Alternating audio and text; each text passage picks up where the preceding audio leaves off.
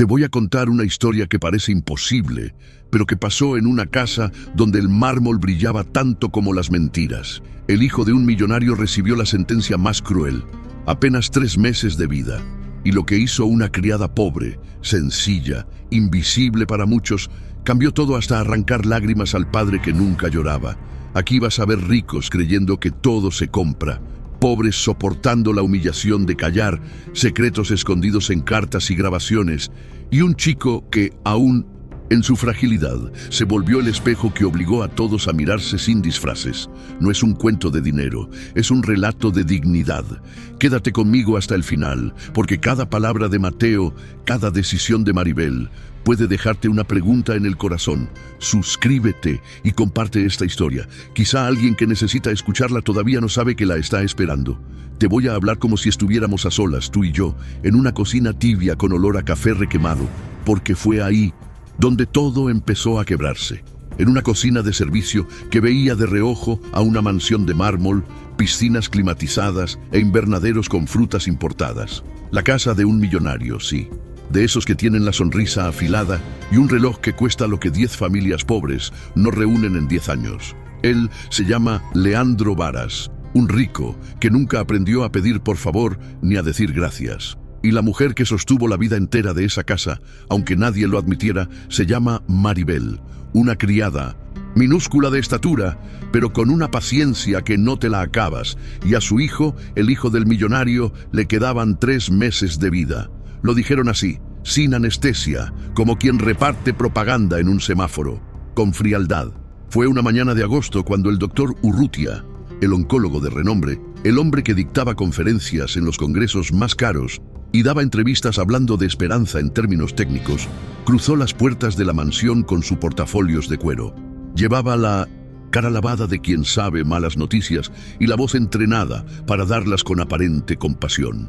Maribel, que siempre se movía sin hacer ruido, lo vio pasar y sintió ese frío en la nuca que anuncian las desgracias. Mientras calentaba leche para Mateo, el hijo del millonario, escuchó desde el corredor una frase que le puso el corazón en modo tambor. Tendremos que prepararnos, señor Varas. La última resonancia no deja dudas. 3 meses, con suerte. Con suerte, dijo. ¿Qué palabra más cruel cuando viene de alguien con un apellido que te recuerda cuentas bancarias? Maribel se agarró al borde del fregadero.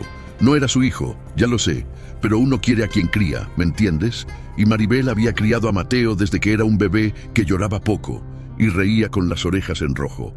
La madre del chico, Isabela, una socialité de sonrisa de revista, se había ido hace años a vivir una vida nómada entre galerías de arte y terapias de autoexploración.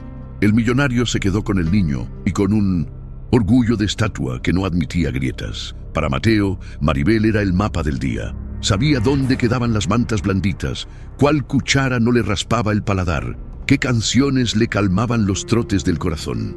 Maribel, dijo el jefe de personal, asomando la cabeza por la puerta, con esa voz de quien cree que manda porque lleva un traje ajustado. El señor quiere que subas a la sala azul. Ahora. ¿Para qué?, preguntó ella en un susurro que se rompió en la garganta. Para servir café. Y... silencio, por favor. La sala azul era el lugar de las grandes decisiones, un acuario de vidrio sin cortinas, donde los millonarios se sienten más millonarios porque el cielo entra sin pedir permiso. Maribel entró con la bandeja y el doctor Urrutia posó en ella los ojos, no en la bandeja, en ella, como si la reconociera de otra vida. Hubo un segundo raro, como si un rayo invisible los conectara. Ella no supo qué hacer con la mirada, así que la bajó. Leandro estaba de pie, apoyado en la repisa de piedra, el rostro hundido en sombras. Tendría unos 50 y tantos, pero su pelo blanco de plata lo hacía parecer una estatua romana. El rico respiraba como un toro enjaulado. «Dígame de nuevo, doctor», pidió, con esa autoridad que suena a orden militar. «No entendí o no quise entender». Urrutia carraspeó. «Hay metástasis, avanzada. Hemos hecho todo lo que está en protocolos. Podemos paliar. 3 meses es un cálculo estadístico. ¿Y si yo pago lo que haga falta?» Leandro escupió la palabra. «Pago como una bala. ¿Y si traemos a los mejores?» «Es lo que ya somos», respondió Urrutia sin pestañear. «No es un asunto de dinero». Y ahí, delante de esa frase, el millonario fue solamente un padre. Se le quebró algo, apenas un poco, pero se quebró. Maribel dejó el café en la mesa, pero nadie tocó las tazas. Fue entonces que el doctor sacó una carpeta. No era muy gruesa, pero tenía ese peso eléctrico del papel que carga noticias. Aquí está el plan, dijo. Medicación, cuidados paliativos, algunas decisiones que será mejor tomar con tiempo. Tiempo, otra palabra que corta. Maribel, sin ser invitada, sintió la necesidad de decir algo, de preguntar algo sencillo. ¿Qué necesita Mateo hoy? Pero el protocolo de la casa decía que una criada no opina, una pobre no interrumpe conversaciones de ricos, así que tragó sus preguntas y bajó la mirada a sus zapatos gastados. ¿Puedo ver a mi hijo?, preguntó por fin Leandro, con voz más humana. Por supuesto, respondió Urrutia. Pero antes, hay una cuestión de responsabilidad. Necesitaré su firma. Es estándar, ya sabe. Maribel se retiró dando pasitos cortos. Mientras cruzaba el corredor, escuchó el roce de papeles y el golpe seco de una pluma cara sobre la mesa. No sabría decirte por qué, pero algo en ese sonido le hizo pensar en una trampa, en un cierre de candado. Fue a la cocina y encontró a Mateo en la mesa, con la mirada perdida en la ventana, como si pudiera tomar un pedazo del cielo y guardárselo en el bolsillo. Tenía 17 años, el cabello desordenado y esa fragilidad hermosa de los chicos que crecen con dudas y poesía. ¿Todo bien, mi cielo?, preguntó ella peinándole con los dedos una onda rebelde. ¿Te dijeron? Mateo alzó los ojos, dos pozos claros. En esta casa las paredes hablan. Las paredes son chismosas, pero yo no.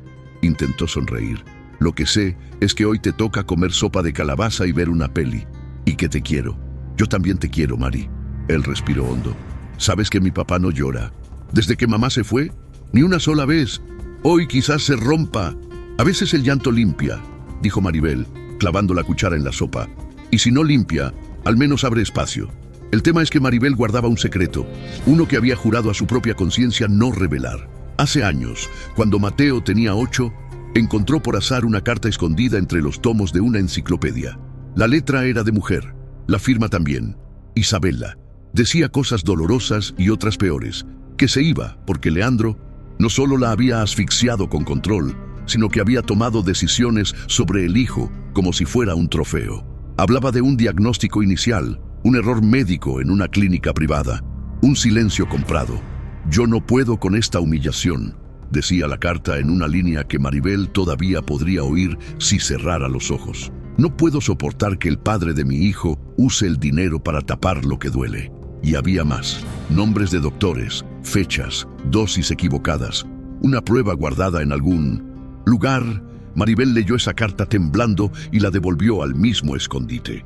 No es asunto mío, se repitió durante años. No metas la nariz, que los ricos tienen abogados y los pobres ponen el cuerpo.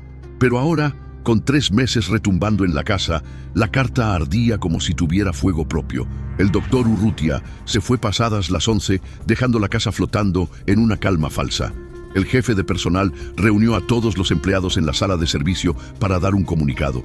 A partir de ahora, discreción máxima, dijo estirando las sílabas. El joven Mateo estará bajo cuidados especiales. Se limitarán las visitas. Nadie hablará con la prensa. Nadie usará el teléfono durante el horario laboral. ¿Entendido? Todos asintieron, menos Maribel, que levantó la mano tímidamente. ¿Puedo saber qué medicamentos le van a dar? Para estar atenta a las reacciones. Eso se lo informarán al personal de enfermería, cortó él. Tú no eres enfermera, Maribel. Eres cocinera y niñera. La humillación le subió a la cara. No era la primera vez que alguien le recordaba su lugar, su pobreza, como si fuera una credencial para callar. Pero algo se encendió en ella, ese mismo fuego que te decía. Esa noche, Mateo no pudo dormir. Tenía una fiebre tenue y la respiración corta. Maribel se sentó junto a la cama y le leyó en voz baja un libro que a él le gustaba, uno de esos de aventuras marinas. En un momento, Mateo le apretó la mano. No quiero morirme sin decir algo, susurró. Me voy a morir sin haber amado de verdad. No digas eso. Maribel le pasó la mano por la frente. Tienes amor de sobra. No me refiero a eso. Él sonrió de lado. Digo amar así, con ese vértigo que te deja tonto. ¿Alguna vez te pasó? Maribel se calló. Le vinieron a la cabeza sus 20 años, un novio que la dejó con una deuda y un par de promesas sin fecha. A mí me pasó otra cosa, dijo. Aprender a amar sin esperar recibo. Qué fuerte eso. Mateo cerró los ojos. ¿Me prometes algo? Lo que quieras. Prométeme que, si ves Algo raro, me lo dices. No me trates como a un bebé. Hecho, respondió ella, sin saber que la promesa iba a pedirle más de lo que creía tener. El día siguiente amaneció con un silencio pesado. Los jardineros recortaban setos que no necesitaban recorte. Los choferes lustraban autos que ya brillaban. En la cocina, Maribel preparó un desayuno que Mateo apenas tocó. El millonario apareció por la puerta con una palidez que no le conocían. Maribel, dijo, sin mirarla directamente. A partir de hoy, las comidas del chico tendrán aprobación médica. Haz lo que te pidan. Sí, señor, respondió ella. Y gracias por... tragó saliva. Por estar. No era un gracias completo, pero para alguien como Leandro, que medía las emociones como si fueran acciones de bolsa, ya era muchísimo. Al mediodía llegaron 2 enfermeras contratadas por el doctor Urrutia. Llevaban uniformes impecables y un maletín con nombres que hacen sonar a ciencia ficción. Ramucirumab, Nivolumab, morfina en gotero. Maribel anotó mentalmente lo que pudo, como quien mete piedritas en un bolsillo. La primera noche de tratamiento, Mateo tuvo un episodio. Temblores, náuseas, un susto grande. Maribel intentó entrar para ayudar y la enfermera alta, de labios lineales, le cerró el paso. No puede estar aquí, pero yo... No, el protocolo. Protocolo. Otra palabra de ricos. La dejó afuera, en el corredor, con la imagen de su niño doblándose y el corazón de Maribel mordiendo el aire. Cuando por fin pudieron verla, Mateo estaba exhausto pero estable. Estoy bien, mintió, con esos ojos que no sabían mentir. Solo fue un sacudón. Maribel asintió, pero el fuego creció. Recordó la carta, recordó que había una prueba, y decidió, por primera vez, desobedecer. Esa madrugada, mientras la mansión dormía y las enfermeras cambiaban turnos, Maribel salió con una linterna al pasillo de la biblioteca. Sabía exactamente en qué estante y detrás de qué tomo había escondido Isabela la carta. Sus dedos temblaron al tocar el lomo de la enciclopedia. Cuando sacó el sobre, notó que había otro detrás, uno que no había visto antes. Lo abrió. Dentro, además de la carta, había una copia de un informe clínico. Dosificación de un fármaco experimental usado 7 años atrás, en una clínica privada propiedad de un grupo de inversiones de Leandro. La fecha coincidía con un internamiento breve de Mateo del que nadie había hablado demasiado. Efectos secundarios potenciales, daño en médula, anemia, complicaciones posteriores. A mano, una nota. Urrutia dijo que era seguro. Leandro firmó el consentimiento. Maribel se sentó en el suelo, con el papel brillando bajo la linterna. El doctor Urrutia, el mismo que ayer habló de estadística y protocolos. La garganta se le cerró. ¿Y si lo que estaba matando a Mateo no empezó ahora, sino entonces? ¿Y si un error, un ensayo, una soberbia de millonarios había puesto una bomba de tiempo en el cuerpo de un niño? Se levantó con las piernas flojas. Guardó los papeles en el delantal. Bajó a la cocina y los escondió en el doble fondo de una lata de galletas. Prometiste decirle si veías algo raro, se recordó. Pero ¿cómo le dices eso a un chico que tiene el reloj corriendo en la espalda? A la mañana siguiente, Leandro convocó a una reunión en la sala azul. Estaban el doctor Urrutia, las enfermeras, el jefe de personal y Maribel, a la que llamaron para tomar nota. Un gesto extraño. Jamás la habían invitado a esa mesa. Quiero claridad, dijo el millonario, clavando los ojos en Urrutia. Quiero saber cada cosa que se le administre a mi hijo. Quiero entender por qué sufre como si estuviera trepando un muro con el pecho abierto. Hay dolor que no podemos evitar, respondió Urrutia. Los paliativos ayudan, pero el cuerpo tiene memoria. La frase le retumbó a Maribel. Memoria. Se mordió la lengua. Urrutia la miró, otra vez con esa fijeza que inquieta, como si intuyera algo. ¿Y usted, Maribel?, dijo de pronto el médico con cortesía envenenada. Ha estado con Mateo mucho tiempo. Si nota algo fuera de lo habitual, hágamelo saber a mí directamente. Evitemos confusiones. Claro, doctor, respondió ella fingiendo calma. Si veo algo raro se lo diré. Cuando todos salieron, Leandro la retuvo. ¿Tú sabías?, preguntó con voz baja. ¿Saber qué, señor? Que mi hijo... Se le quebró la frase. Que esto iba a pasar. Nadie sabe esas cosas, dijo ella, y quiso tocarle el brazo, pero no se atrevió. Solo podemos estar. Leandro asintió duro, como si masticara piedras. Estoy pensando en llevarlo a Estados Unidos, soltó. Tratamientos nuevos, quiero mover cielo y tierra. Mueva lo que haya que mover, dijo Maribel, pero escuche a su hijo. Aquella tarde, Mateo pidió salir al jardín. A los ricos el jardín les sirve para galas, a los pobres para respirar. Se sentó bajo un jacarandá. Maribel le llevó una manta. ¿Sabes qué quisiera?, dijo él con esa sonrisa débil. Ver el mar. No ese mar de postales que papá compra en veranos exclusivos. No, un mar de verdad con viento feo y gaviotas ladronas. Eso sí se puede, respondió ella. Yo conozco una costa humilde, de esas donde la gente lleva viandas en tuppers y los niños hacen castillos torcidos. ¿Me llevarías? Si me dejas, te llevo mañana mismo. Mañana no, interrumpió una voz detrás. Mañana hay una nueva sesión. Era la enfermera alta, implacable. No puede fatigarse. Mateo bajó la cabeza. Maribel cerró el puño. Y fue ahí cuando otra idea se le metió en la piel. Si los protocolos lo ahogan, habrá que romperlos. Esa noche Maribel llamó a Rafa, su sobrino, un muchacho mecánico que le debía favores de esos que se pagan con lealtad. Tía, yo por ti hago lo que sea, dijo Rafa. Pero esto es grande. No es grande, es justo. Maribel le explicó con cuidado. Lo llevamos al mar, regresamos antes del amanecer. Nadie se entera. El chico está frágil. Lo sé. Por eso vamos con cuidado. Y llevamos oxígeno y mantas y su música. A medianoche, con Mateo somnoliento y la casa en penumbras, Maribel lo ayudó a vestirse. Le puso una gorra, una bufanda suave y el abrigo que él amaba porque tenía bolsillos profundos. Rafa estacionó un coche común, de esos que no llaman la atención. Escaparon, sí, como adolescentes que huyen de una fiesta fea. La mansión quedó atrás, dormida en su riqueza. Es una locura, ¿no?, susurró Mateo, entre risas flojas. Es una locura linda, contestó Maribel. Y a veces, las locuras salvan. Llegaron a la costa a las 3 de la mañana. El aire cortaba. El mar rugía con ese humor cambiante de los mares humildes. Maribel bajó primero, extendió la manta en la arena húmeda. Le tomó el pulso a Mateo, rápido, pero estable. Escucha, dijo ella. No hay discurso médico que pueda con esto. Mateo cerró los ojos. Una ola reventó delante y el viento les peinó la cara. Lloró. No de dolor, no solo. Lloró de gratitud y de rabia y de ganas de morderle un día más a la vida. Gracias, Mari, susurró. Esto vale por todo. Maribel sintió que el mundo, por un segundo, caía en su lugar. Hasta que escuchó un clic detrás de ellos. Un teléfono, una foto, se dio vuelta. Una figura se recortó contra la oscuridad. ¿Quién está ahí?, preguntó Rafa adelantándose. La figura corrió. Rafa fue tras ella, pero volvió al minuto sacudiendo la cabeza. Alguien nos siguió, dijo. O alguien nos vendió. Volvieron a la mansión antes del amanecer. Maribel dejó a Mateo en la cama con un té de jengibre y miel. Apenas amaneció, el jefe de personal irrumpió con 2 guardias. ¿Se puede saber qué clase de irresponsabilidad fue esta?, tronó. El joven en la playa, a la intemperie, sin permiso médico. Fue mi decisión, dijo Mateo incorporándose. Yo la pedí. Usted no está en condiciones de decidir, gruñó el hombre. Señor Varas quiere verla, Maribel. Ahora. En la sala azul, Leandro tenía el teléfono en la mano. En la pantalla, una foto.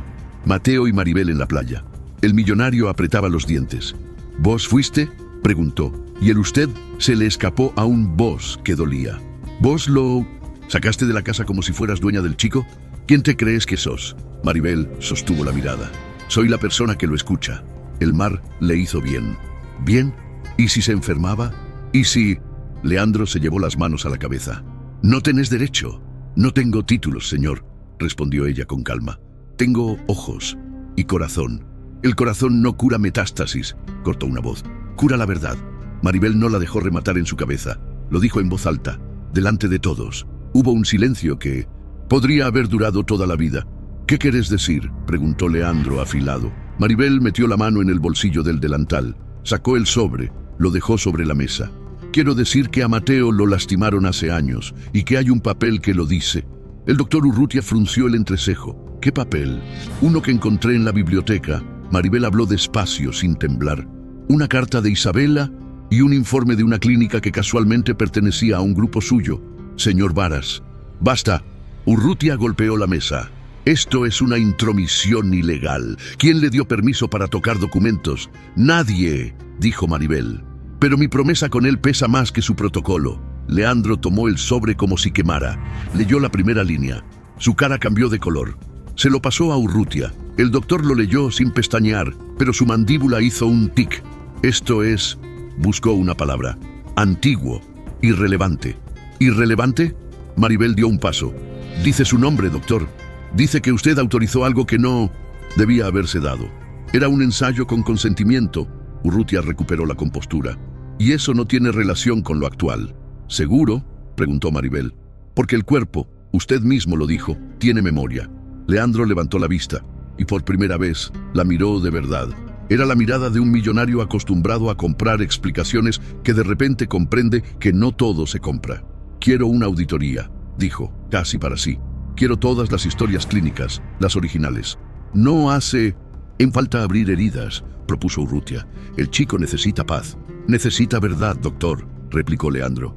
Y si esto es cierto, yo soy responsable. La palabra responsable descascaró la sala. El rico, el millonario, se había atrevido a pronunciarla. Urrutia apretó el maletín como si sostuviera una barricada. No lo aconsejo, dijo.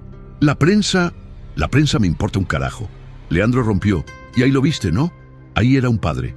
Si hubo un error, si hubo humillación científica o ética, quiero mirarla de frente. Maribel sintió que las piernas por fin la sostenían. Había dicho lo indecible. Había cruzado una línea, pero la línea siguiente era más peligrosa. ¿Y si Urrutia se defendía con todo su poder? ¿Y si Leandro, al ver la tormenta legal, la culpaba a ella? En esa casa, una pobre siempre es más fácil de culpar. Esa tarde, Mateo empeoró. El dolor lo trepó como hiedra. Le dieron morfina. Maribel se sentó a su lado y le contó, sin detalles, que algo se había movido. ¿Qué hiciste? Mari, preguntó él con la voz arrullada por el analgésico. Tu papá va a pedir las historias. Vamos a saber. ¿Y si no me alcanza el tiempo? Sus ojos se humedecieron. ¿Y si la verdad me llega tarde? La verdad nunca llega tarde del todo, dijo ella, porque ordena lo que queda. Quiero verla, susurró. A mi mamá. El pedido cayó como una piedra en un estanque. Isabela, la madre que se fue, la que siempre parecía más cerca en las fotos que en la vida. Déjame intentar, dijo Maribel. Voy a buscarla. Al día siguiente aparecieron periodistas en la reja. Alguien filtró la foto de la playa. Titulares crueles. El heredero enfermo pasea de madrugada con la criada. Irresponsabilidad en la casa del millonario. Maribel sintió la humillación treparle por la nuca. El jefe de personal la señaló con el dedo. Esto es por tu culpa, gritó. Trajiste la prensa. Yo no, dijo ella. A mí solo me preocupa él. A partir de ahora estás suspendida, dictó el hombre. Te vas. Nadie se va, irrumpió Leandro llegando con paso firme. Nadie toca a Maribel. El jefe de personal enmudeció. Urrutia apretó los labios. Mateo desde la escalera escuchó y sonrió apenas. Leandro la miró, más suave. Fui a la clínica, dijo. Exigen órdenes judiciales. ¿Y mis abogados? Carraspeó. Mis abogados me piden que no abra esa puerta. ¿Y usted qué quiere? Preguntó Maribel. El millonario respiró hondo. Quiero abrirla. Entonces hágalo, apretó ella. Y si necesita un testigo, yo estuve. No puedes meterte en esto, intervino Urrutia. Estás usando un dolor ajeno para nada, lo cortó Maribel. Usted habla de protocolos, yo hablo de una vida. Hubo un forcejeo de miradas. El doctor se acercó a Leandro. Señor Varas, bajó la voz. Con todo respeto, esta mujer es inestable. La palabra le clavó una espina. Inestable por pobre, inestable por no tener diplomas. Maribel dio un paso. Dígame a la cara que le parece inestable, pidió sin gritar. Que yo ame a su paciente, que lo escuche, que no le tenga miedo a su currículum. Leandro zanjó la discusión con un gesto. Se abre la puerta, sentenció. Hoy, y si no se abre, yo mismo la tumbo. Esa noche, Maribel volvió a la biblioteca. Tenía la carta entre las manos. La leyó de nuevo, ahora sin miedo. Al final, había una postdata que la primera vez no había visto, quizá porque no estaba. Sí, no estaba. La caligrafía era la misma, pero el papel era distinto, y el trazo más nervioso. Decía, si alguien lee esto y yo no estoy, busquen a Luciana Pardo. Ella sabe dónde guardé la grabación. Maribel sintió el corazón en la boca. ¿Una grabación? ¿De qué? ¿De quién? ¿De Leandro? ¿De Urrutia? ¿Una pista más? Sí, pero cada pista abría una cueva. ¿Te das cuenta de que estamos a las puertas de algo grande? Porque esa grabación, te prometo, no solo iba a hacer llorar al millonario, iba a volcar la mesa completa, y justo cuando iba a guardar la carta, la luz se cortó en toda la casa. Un apagón eléctrico que dejó la mansión a oscuras, con el Murmullo nervioso de los generadores intentando arrancar y no pudiendo. Un olor a plástico quemado, a cables viejos. Alguien o algo había provocado ese corte. Maribel se quedó quieta, la carta apretada contra el pecho, escuchando pasos acelerados en el pasillo. La puerta de la biblioteca se abrió de golpe. La silueta del doctor Urrutia se recortó en el marco, sin bata, sin sonrisa, solo ojos. «¿Qué hace aquí, Maribel?», susurró. «¿Buscando recuerdos?». La pregunta quedó suspendida, como una guillotina sin caer, y te juro, en ese segundo exacto sonó un teléfono en algún rincón, un tono antiguo como de otra época. Maribel no se movió. Urrutia dio un paso. «Entregue lo que tiene», ordenó. «Ahora». Maribel respiró hondo. No iba a retroceder. ¿Qué contiene la grabación de la que habla Isabela? ¿Hasta dónde llegará Urrutia para tapar el pasado? ¿Y qué hará Leandro cuando la verdad lo muerda por fin? Te lo cuento en la próxima parte, pero no te me vayas.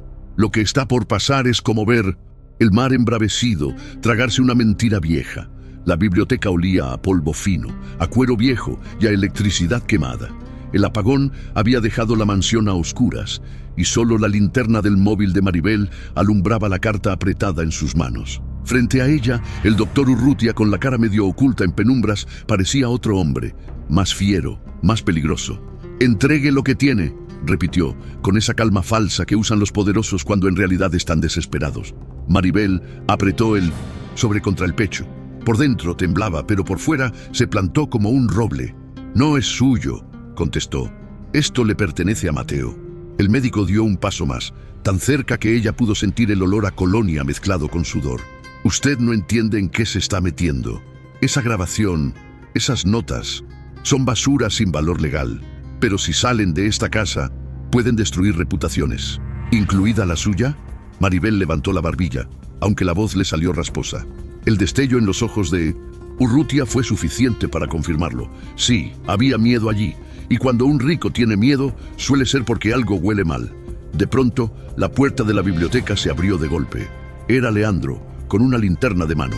«¿Qué demonios pasa aquí?», rugió, iluminando a los dos. Maribel escondió el sobre detrás de la espalda. Urrutia se giró rápido, con su sonrisa ensayada de médico televisivo. «Nada grave, señor Varas. Solo encontré a la señora Maribel revisando estanterías, quizá buscando un libro». El apagón confundió a todos. Leandro miró a la criada. «Es cierto». Ella dudó un segundo. Si decía la verdad, corría el riesgo de que la echaran. Si mentía, el secreto seguiría guardado. «Estaba buscando una vela», improvisó. El millonario la observó largo rato. Algo en sus ojos decía que no le creía del todo, pero no insistió. «Basta por hoy. Urrutia, lo necesito mañana temprano. Maribel, llévese al chico a descansar». Cuando el médico salió, ella respiró recién. Sentía el corazón en la boca y supo una cosa: tenía que encontrar a Luciana Pardo, la mujer mencionada en la postdata de Isabela. Esa grabación podía ser la llave. Al día siguiente, la prensa seguía agolpada en la reja de la mansión. Los titulares hablaban de descuido criminal, criada irresponsable y caprichos de un heredero enfermo. Cada palabra era una humillación pública para Mateo y también para Maribel. Leandro, sin embargo, parecía haber cambiado un poco. Por primera vez en años, desayunó en la cocina, sentado frente a su hijo, un millonario en la mesa de servicio, algo que ni los empleados más viejos recordaban haber visto. «¿Cómo te sentís?», preguntó, cortando en pedacitos una tostada. «Cansado», respondió Mateo, con sinceridad. El silencio que siguió fue incómodo, hasta que Maribel, con voz suave, lo rompió. A él le haría bien ver a su madre. Mateo levantó la vista de golpe, como si no esperara escucharlo en voz alta. Leandro endureció el gesto. «Tu madre eligió irse, pero sigue siendo mi madre», dijo el chico. «Yo la necesito». El millonario bajó la mirada. No contestó.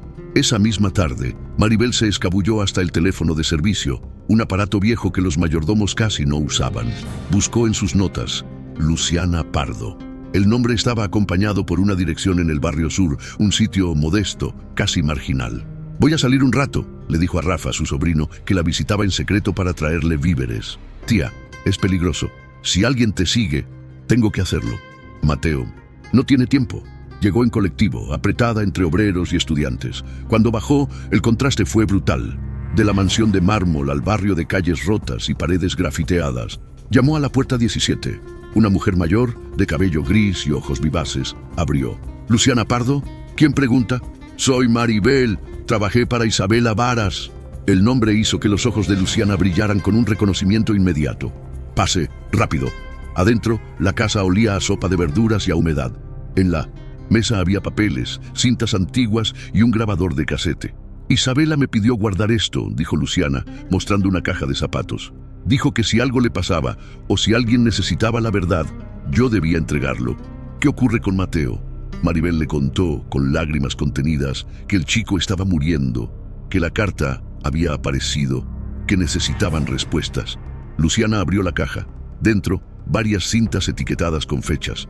Una en particular tenía escrito: «Reunión clínica privada, Urrutia, Varas». Maribel sintió un escalofrío. «¿Qué hay en esa cinta?» «La reunión donde discutieron el ensayo experimental». Isabela grabó escondida con un dictáfono. Luciana puso la cinta en el grabador. El sonido era áspero pero reconocible. Una voz masculina firme decía: «Si el ensayo funciona, será un triunfo para la clínica. Si no, el niño es joven, fuerte, aguantará». Era la voz de Urrutia. Luego, otra voz, grave, sin dudas: «Haga lo que tenga que hacer, doctor. Yo firmo». Era Leandro. Maribel se llevó la mano a la boca. El millonario había dado el consentimiento sabiendo que era un experimento. Isabela, en la cinta, interrumpía: «Es nuestro hijo, no un conejillo de laboratorio». Y Leandro respondía con frialdad: «La ciencia avanza con riesgos». El casete terminó con un golpe seco, como si alguien hubiera cerrado de un portazo. Maribel quedó paralizada. Tenía la prueba, la humillación máxima para un padre millonario: haber permitido por soberbia que su hijo fuera usado como experimento. «¿Puedo llevarme la cinta?», preguntó con voz quebrada. «Si es para salvar al chico, sí», respondió Luciana. «Pero ten cuidado. Hay gente poderosa que no quiere que esto salga». De regreso a la mansión, Maribel escondió la cinta en su bolso. Entró por la cocina fingiendo normalidad. Pero algo la heló. El doctor Urrutia estaba allí, charlando con el jefe de personal. «¿A dónde fue, Maribel?», preguntó el médico, sonriendo con demasiada calma. «A comprar pan», respondió, mostrándole una bolsa arrugada. Él la miró como quien escanea un alma. No dijo nada más, pero ella supo que sospechaba. Subió directo a la habitación de Mateo. El chico estaba débil, pero consciente. «Tengo algo para ti», susurró, sacando el casete. «Es la voz de tu padre y la de tu madre». Mateo la tomó con manos temblorosas. «¿Lo escuchamos juntos?». Maribel asintió. Puso el grabador en la mesa de luz y le dio play. El chico escuchó en silencio. Cuando terminó, 2 lágrimas le corrían por las mejillas. Él balbuceó: «Papá me entregó. Lo hizo creyendo que era por tu bien». Intentó consolarla. «Pero ahora lo sabe y tiene que enfrentarlo». Mateo apretó su mano. «Prométeme que se lo mostrarás, aunque él me odie después». «Te lo prometo», respondió Maribel. Esa noche, Leandro entró a la habitación. Tenía el rostro cansado, las ojeras marcadas. «¿Cómo estás, hijo?». Mateo lo miró fijo. «Quiero que escuches algo». El millonario arqueó una ceja. Maribel puso play al casete. La voz de Urrutia, la suya, la de Isabela, llenaron el cuarto. Leandro se quedó helado, palideció. Cuando su propia voz dijo: «Yo firmo», se desplomó en la silla. «Dios mío», susurró, llevándose las manos a la cara. «¿Qué he hecho?». Mateo lo miraba sin odio, solo con dolor. «Me trataste como a un experimento, papá. Yo no quería ser un triunfo médico. Yo quería ser tu hijo». Leandro lloró. Sí, lloró de verdad. Lágrimas gruesas, sin contención. La criada pobre había visto lo que nadie creía posible. El millonario, humillado por su propio error, reducido a un padre roto. «Perdóname, hijo», balbuceó. «Perdóname». Maribel salió de la habitación para dejarlos a solas. En el pasillo, escuchó la voz de Urrutia hablando con el jefe de personal. «Si esa cinta se hace pública, estamos acabados. Haga lo necesario». El corazón le dio un vuelco, porque hacer lo necesario, en boca de hombres poderosos, rara vez significa algo limpio. Esa madrugada, alguien tocó suavemente la puerta de la habitación de servicio donde dormía Maribel. Era Rafa. «Tía, cuidado». Hoy en el barrio corría un rumor, que un pobre metido en asuntos de ricos termina en el hospital o en la cárcel. Ella se estremeció, pero ya no había marcha atrás. «Si quieren callarme, tendrán que intentarlo. Yo ya elegí, voy a proteger a ese chico, cueste lo que cueste». Y en la penumbra, con el casete escondido bajo la almohada, Maribel entendió que la verdadera batalla recién comenzaba. ¿Hasta dónde llegará Urrutia para borrar su nombre de esa cinta? ¿Se atreverá Leandro a enfrentar públicamente su propia culpa? Y lo más urgente, ¿resistirá Mateo lo suficiente para ver justicia? Te lo cuento en la próxima parte, porque lo que viene es la hora más oscura antes del amanecer. La mansión nunca había estado tan en silencio, y no era un silencio de paz, sino de amenaza. Ese silencio espeso que antecede a la tormenta. Maribel lo sentía en la piel, como si las paredes la observaran. Sabía que el casete escondido bajo su almohada era más peligroso que un arma cargada. Al amanecer, Leandro convocó a una reunión urgente en la sala azul. Allí estaban todos, el doctor Urrutia, las enfermeras, el jefe de personal, incluso 2 abogados con trajes negros que parecían cuervos. Maribel fue llamada también, un detalle extraño. «Quiero claridad absoluta», dijo el millonario con la voz rota pero firme. «He escuchado una grabación. Mi hijo y yo la escuchamos, y quiero que me digan si es auténtica». El aire se cortó. Urrutia no parpadeó. «Con todo, respeto, señor Varas. Lo que haya escuchado no tiene validez. Las grabaciones clandestinas son manipulables. Podría ser un montaje». «¿Está diciendo que Isabela falsificó su voz y la mía?» Leandro golpeó la mesa. «¿Eso insinúa?» El médico lo sostuvo con calma de acero. «Digo que hay intereses en juego y que usted, señor Varas, debe proteger su reputación y la de su familia. Si esto se filtra, no solo caeré yo, caerá usted también». El millonario tragó saliva. Miró a Maribel, que lo observaba desde el rincón. Ella entendió lo que esa mirada pedía. Coraje. «Mi reputación me importa menos que la vida de mi hijo», contestó Leandro al fin, con un temblor de sinceridad. Los abogados carraspearon incómodos. El jefe de personal intentó intervenir. «Señor, quizá lo mejor sea archivar el asunto. Los periódicos ya huelen sangre. Si esto sale, la humillación será pública». Maribel no se aguantó. «La humillación ya la sufre Mateo todos los días», dijo dando un paso. «Dolor, vómitos, miedo. Eso no». «Cuenta». Todos la miraron como si hubiese blasfemado, una pobre hablando en la mesa de los ricos. Pero Leandro no la calló. «Tiene razón», admitió, bajando la cabeza. «Mi hijo merece la verdad». Urrutia, entonces, cambió de estrategia. «Escuche, Leandro, si esto se hace público, ningún hospital de renombre aceptará tratar a Mateo. Nos cerrarán puertas. Y él necesita cada minuto de esperanza». El millonario se quedó helado. Era el golpe más bajo, y quizá el más efectivo. Porque, ¿qué padre arriesgaría la última chance de salvar a su hijo por una verdad tardía? Esa tarde, Mateo tuvo una recaída severa, fiebre alta, convulsiones, un susto enorme. Las enfermeras lo estabilizaron a duras penas. Maribel no se despegó de su lado, mojándole los labios con agua, acariciándole el cabello. Cuando el chico despertó, susurró: «No dejes que me escondan la verdad, Mari. Aunque me muera, no dejes que me muera en mentira». Ella lo juró en silencio, apretándole la mano. Pero el peligro crecía. Esa noche, Rafa interceptó una conversación en la entrada de servicio. 2 hombres desconocidos, con chaquetas oscuras, hablaban bajo. «El jefe quiere que la mujer desaparezca un tiempo. Está metiendo ruido. ¿Y si se resiste? Que entienda la lección». Rafa corrió a contárselo a su tía. «Quieren sacarte del medio, Mari. Tenés que huir». Ella negó con la cabeza. «No. Si me voy, Mateo queda solo con ellos. No lo permito». «Tía, esos son tipos pesados. No entienden de ternura. Pues tendrán que entender de dignidad», respondió con los ojos encendidos. «Porque no pienso soltar». Al día siguiente, Leandro entró al cuarto de Mateo. Llevaba en la mano un sobre con pasajes de avión. «Nos vamos a Houston. Allá hay un protocolo experimental que podría darte tiempo». Mateo lo miró en silencio. Luego negó. «No quiero otro experimento, papá. No más». Leandro tragó duro. «Este es distinto. Hay garantías. Ya escuché tu voz diciendo lo mismo una vez», le respondió el chico sereno. «No me vendas esperanzas con precio de millonario. Yo quiero paz, quiero amor, quiero a mi mamá aquí». El padre bajó la cabeza. Por primera vez parecía derrotado. Maribel se animó a hablar. «Señor Varas, si de verdad quiere hacer algo por él, búsquela. Tráigale a Isabela. No hay medicina más urgente que eso». El millonario levantó la vista. Tenía los ojos enrojecidos. «Lo intentaré». Mientras tanto, Urrutia preparaba su jugada. Mandó a llamar a Maribel a la sala azul. Ella entró con cautela. El médico estaba solo, con un vaso de whisky en la mano. «Usted cree que es valiente», dijo sin rodeos. pero no es más que una pobre criada jugando a la heroína. No sabe con quién se mete. Me meto con usted porque usted se metió con un niño, replicó ella sin bajar la mirada. Él sonrió, cruel. Piense en su sobrino, en su familia. Los pobres siempre tienen algo que perder. Maribel sintió un escalofrío. Era una amenaza clara. Si me toca un pelo, doctor, esa cinta vuela directo a la prensa, dijo sacando fuerzas de donde no tenía. Los ojos de Urrutia chispearon. No respondió.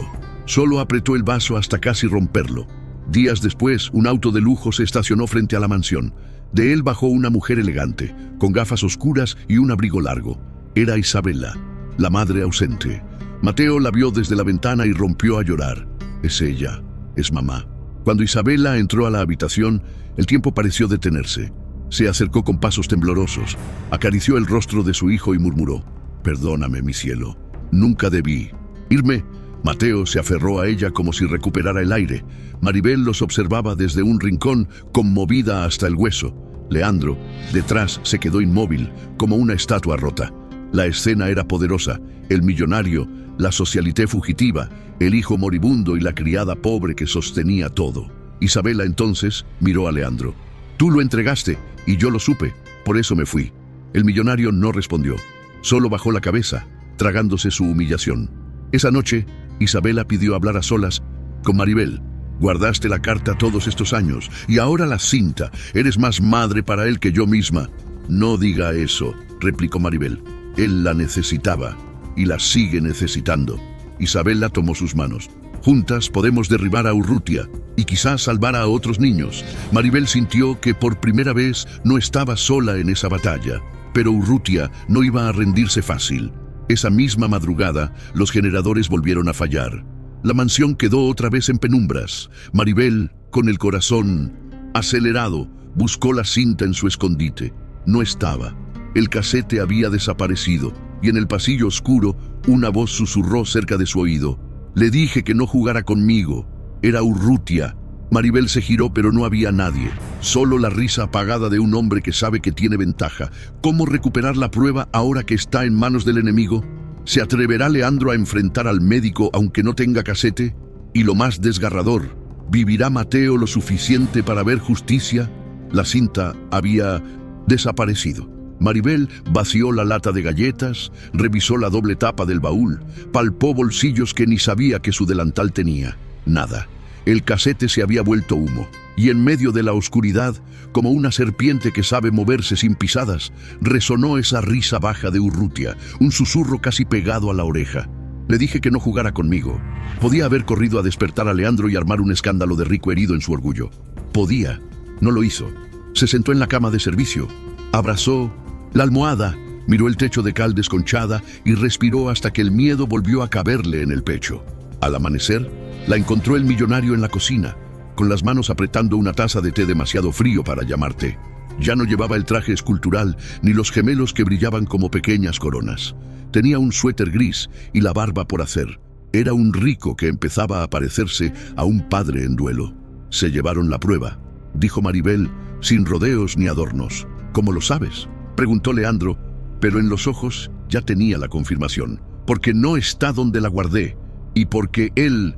La palabra «él» en su boca significaba Urrutia. Me habló en la oscuridad. El millonario apoyó las manos en la mesada como si necesitara sostener el mundo. La palabra que se le escapó fue la menos millonaria de todas: «Tengo miedo». Maribel lo miró. En esa casa, los pobres habían aprendido a temer en silencio. Los ricos tenían asesorías para eso. Igual, el miedo olía igual en todos. Sí, la verdad ya no se puede esconder. Hay que hacer lo contrario, sacarla a la luz, dijo ella. Mateo no quería morirse en mentira. Mateo. El nombre desarmaba cualquier protocolo. Isabela volvió con maletas discretas y ojeras nuevas. No venía a provocar, venía a cuidar. Al entrar al cuarto de su hijo, el mundo se le puso chiquito. Lo peinó con los dedos. Le habló de aquella vez en que él de niño intentó esconder un gato en el armario y el gato hizo de la camisa favorita de Leandro una hamaca. Se rieron los tres, Maribel desde el marco de la puerta. Y el cuarto de hospital improvisado se pareció por un ratito a un hogar. Después, cuando Mateo durmió, Isabela encontró a Leandro en la sala azul. «Lo entregaste al ensayo», dijo sin grito, como quien recita una fecha. «Lo entregué a una esperanza», respondió él. «Elegí mal, lo sé. No alcanza con saberlo. Isabela dejó un sobre la mesa. Aquí hay correos, notas, formularios. Falta la cinta, sí. Pero el hilo, Leandro, el hilo está. El millonario tocó los papeles como si quemaran. Estuvo a 1 milímetro de pedir que todo se archivara por el bien del chico. Se mordió la lengua. Supo que ese bien del chico era el mismo perfume caro con el que había tapado el olor de la culpa durante años. Maribel no esperó invitación. Buscó a Rafa y a través de él a Tania, una periodista de radio comunitaria que vivía en el barrio sur, lejos de alfombras, cerca de patios con parrillas que humean fines de semana. «No tengo la cinta», advirtió. «Decime lo que sabes», respondió Tania. La verdad sabe andar sola. El estudio olía a café recalentado y a cables viejos. Maribel habló. Contó la carta de Isabela, la reunión que había escuchado hasta el temblor, la palabra protocolo usada como una manta para tapar a un niño, el casete robado. No tenía abogado, tenía memoria, no tenía peritos, tenía nombres, fechas, la frase de Urrutia como un cuchillo. Si funciona, triunfo. Si no, el niño aguanta. La entrevista salió en vivo. La ciudad, acostumbrada a ver millonarios posar en suplementos sociales, oyó el timbre tembloroso de una pobre que decía «basta» y «verdad» en la misma oración. En la mansión, los celulares empezaron a vibrar con notificaciones antes de que los gallos terminaran de cantar. Leandro se presentó en la reja. Los periodistas, los mismos que habían inventado titulares crueles sobre la criada irresponsable, ahora querían sangre y lágrimas a partes iguales. Él los miró un segundo largo y dijo, «Adentro, sin exclusivas, sin privilegios». La sala azul se llenó de micrófonos, libretas, curiosidad. Lo que había sido museo de mármol se convirtió por una hora en asamblea. Maribel se pegó a la pared para no estorbar, para estar por si caía alguien. Urrutia llegó tarde, con traje de rescate y sonrisa de tele. Leandro habló primero. «Sí, firmé, sí, me equivoqué.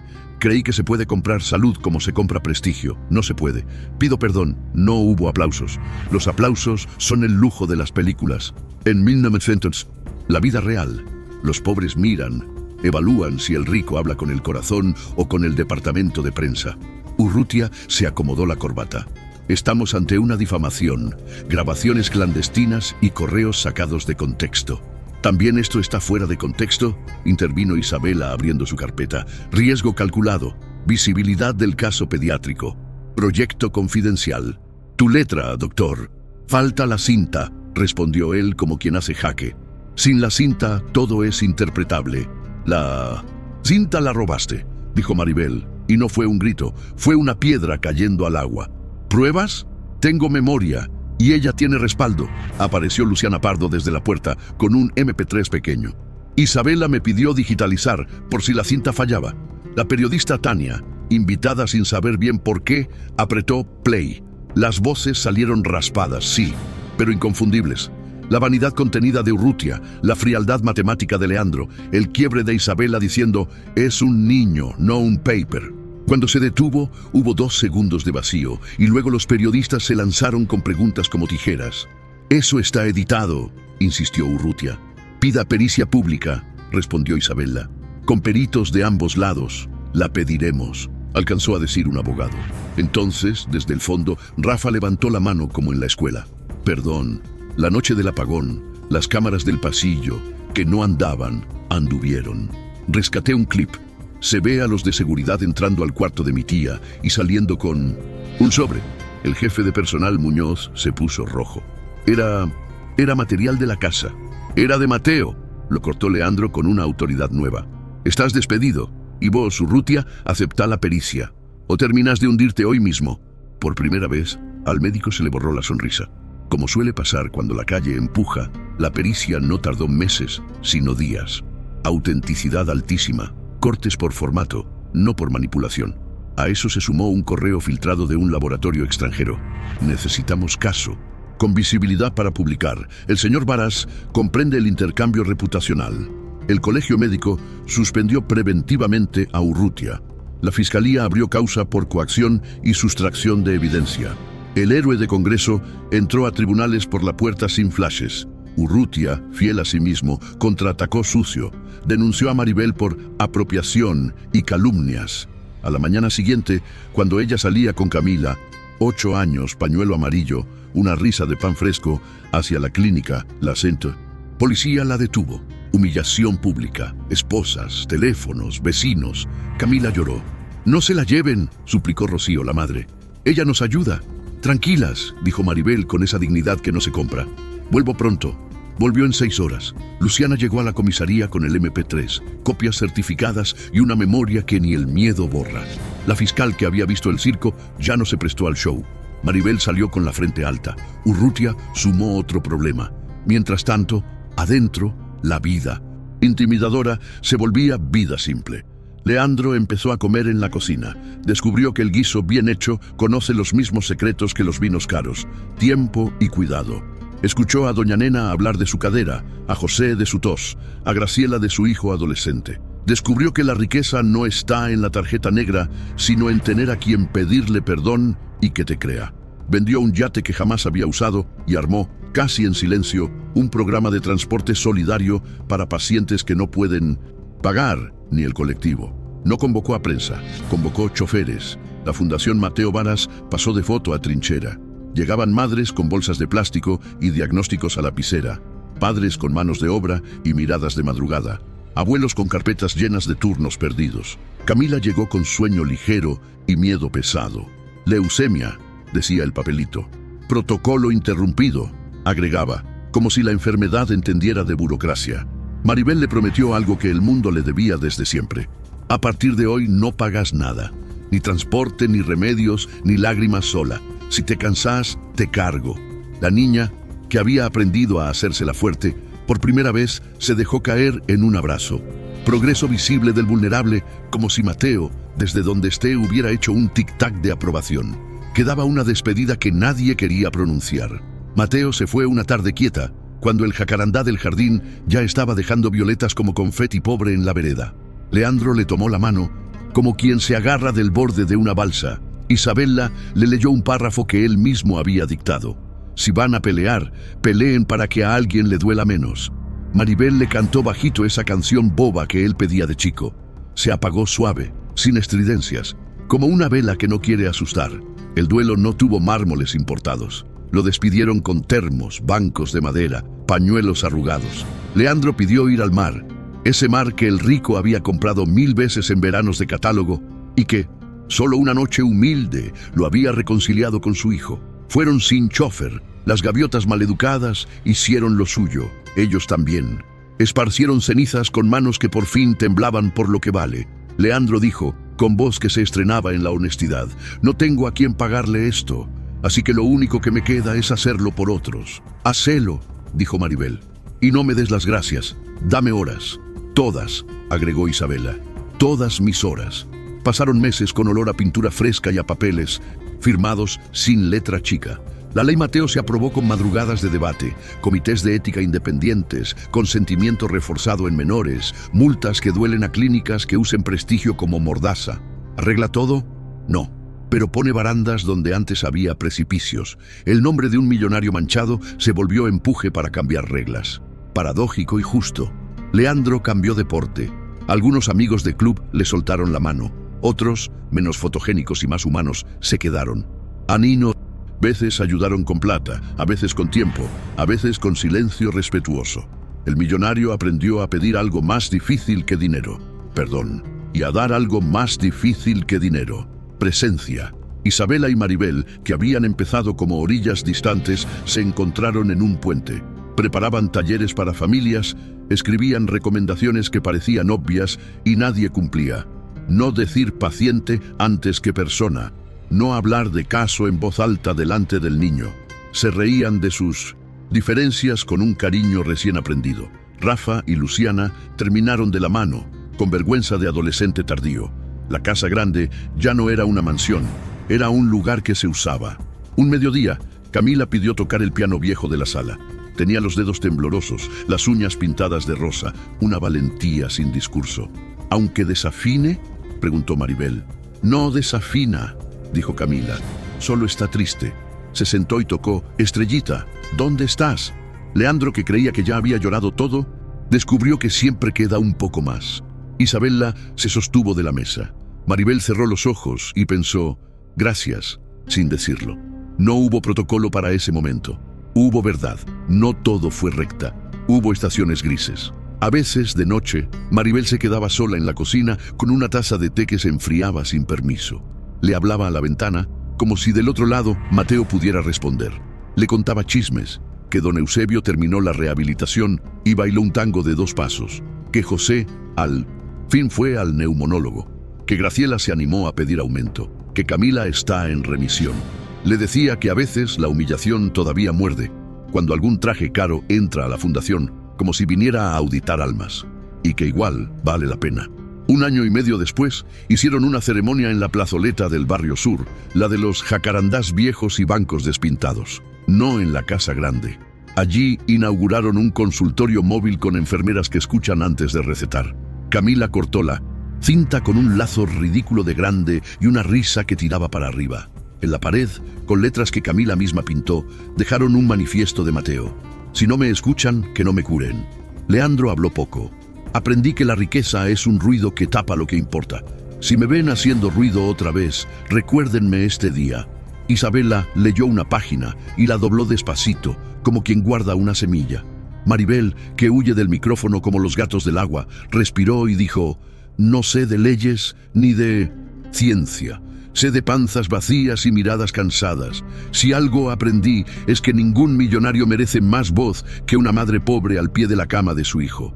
A Mateo lo cuidamos tarde, a los demás temprano.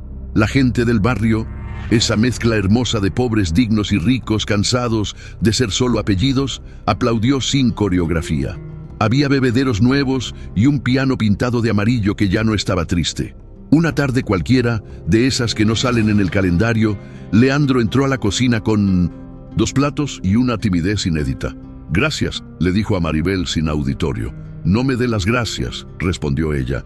Hágame un favor, el que quieras. Cuando alguien acá adentro te diga no, escúchalo.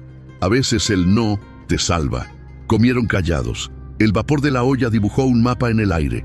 Si hubieras pasado por la ventana, habrías visto a un rico y a una pobre compartiendo mesa sin vergüenza, sin humillación, sin jerarquía. Solo 2 personas sosteniendo con cucharas lo que el dolor dejó a medio construir. Te lo digo bajito para no romper nada. No hay magia, hay decisiones. Y un mar que cada tanto recuerda que lo más grande no tiene dueño. Si llegaste hasta aquí, ya sabes que el dinero puede comprar silencio, pero nunca paz. Has visto a un millonario arrodillarse ante sus propios errores, a una mujer pobre levantar la voz cuando nadie más se atrevía, y a un hijo que, incluso con la muerte cerca, eligió la verdad antes que la mentira elegante. La humillación que parecía una condena se convirtió en fuerza. El contraste entre ricos y pobres se borró cuando entendieron que la dignidad no entiende de apellidos. Y lo que empezó como un secreto guardado en una carta terminó en una lección universal. Escuchar puede salvar más que cualquier protocolo. Ahora te toca a ti. ¿Cuántas veces callaste por miedo al poder? ¿Cuántas veces confundiste riqueza con valor? No olvides que la valentía no siempre grita. A veces susurra en la cocina, al lado de una cama, en la ternura de una promesa. Si esta historia te tocó, suscríbete y compártela, porque quizás alguien en este mismo momento necesita recordar que la verdad siempre encuentra la manera de abrirse paso.